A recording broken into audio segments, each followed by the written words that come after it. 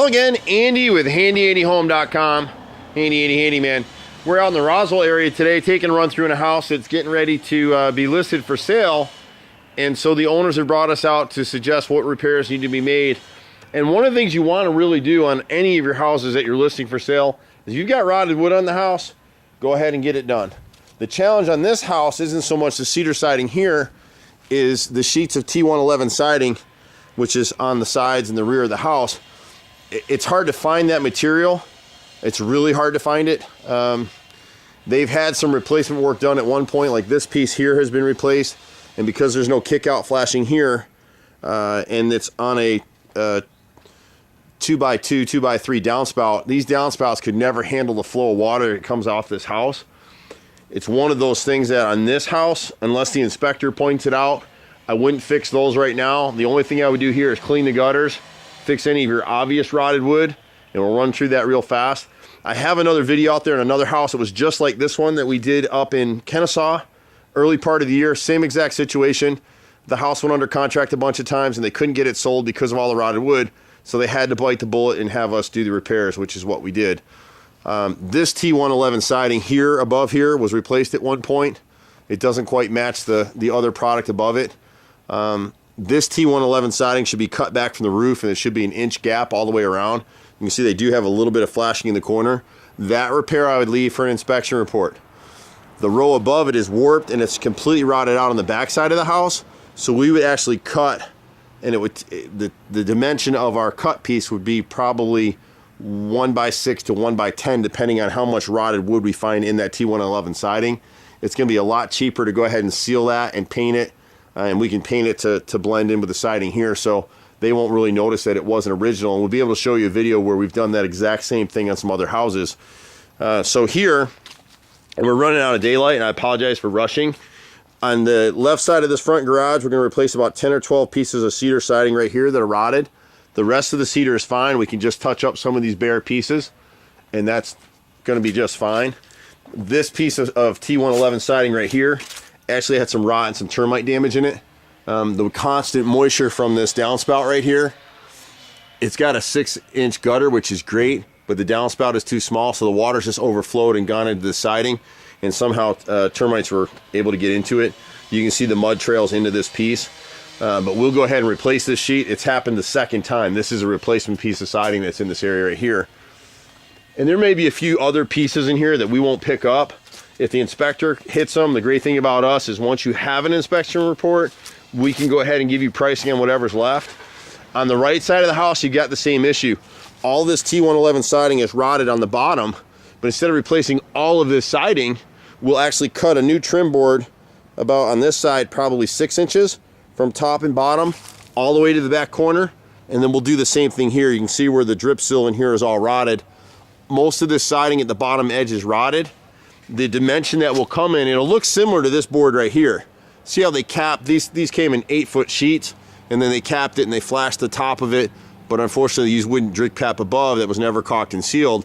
So every time it rained, the water would come down the siding and it wick up the bottom edge of the siding, and that's what's rotted both of them out. So the simple fix is to do what we're saying, just cut it across, and we'll have to do the same thing in the back here. And again, I do apologize for rushing. But we're trying to get this done for these folks today so they can get moving on it and get this house listed and sold. Great little neighborhood. You can see the huge gap back here at the HVAC unit. And so here we'll end up probably a 1x10 on this back corner. We'll cut in across this piece all the way to the corner and into part of that outlet. We'll go ahead and change that outlet for a GFI while we're here, because we're going to have it pulled apart to cut the siding anyway. And then you've got the same issue up here. So what we're going to propose doing, it isn't the cheapest thing to do, but it's a lot cheaper than replacing all this siding, which is what you'd have to do any other way. Same thing up here. Right above this board, we'll cut the siding across, add in a new trim board, and you'll be good to go. I almost think that at one point in time, someone did exactly that, because most of these houses, see how they've added this 1x10 in here? I don't know if that was original to the design of the house. It may have been. I can't really tell. But it's unusual for them to have a separator board that dimension. So it looks to me like someone at some point sort of tried to do what we're doing now except we're going to be adding a second board here, a new board here. And once it's painted to match this stuff, they'll be able to see that there's some work that's been done, but it'll pass inspection, it'll pass FHA, which is probably, you know, the kind of loan that's going to get put on this house. And then back here at this corner, some of the siding on the rear of the house is rotted and squirrels have chewed on it. And so what we'll end up doing here is we'll probably shrink it back down to a 1x4 back on this area through here. Same thing, that new piece of wood will be primed and sealed on both sides and then painted to match the siding. We could come in, you know, as a white trim at the bottom, but I'd probably, I mean, we can do it either way. We'll have to sort that one out. I'd probably just paint it to match the siding. And then the back of the house up here, this siding's just totally gone. This siding below the triangle area right here, we'll replace all of that. We can't cut or do anything with that. And then the next row up has started to warp and rot in this area here. So we'll cut in a board up there as well and run it across. The trim is mostly in great shape. We got a few rotted pieces up here on the left side of the house, the obvious stuff, and these are all the things that you want to deal with. We've got the same issue here on the right side of the house. The siding is just starting to rot on this side, but most of it's pretty good. At the second story, we don't have to do anything. It looks good up there. Excuse me. And so when you come around to the left front corner, you'll see this fascia board right here. And all this rot, this has been replaced before. You can see it's newer wood, but it rotted out because these gutters weren't cleaned. And again, a 2x2 downspout's just gonna clog. For this homeowner, for your own home, if you've got these on your house, you're gonna be living there for a while, call us and just change the downspouts. This gutter right here is a 5-inch. It really needs to be a 6-inch. This roof design, this area gets a lot of water, which is why you may not be able to see it, but this other fascia board right here has rotted out as well.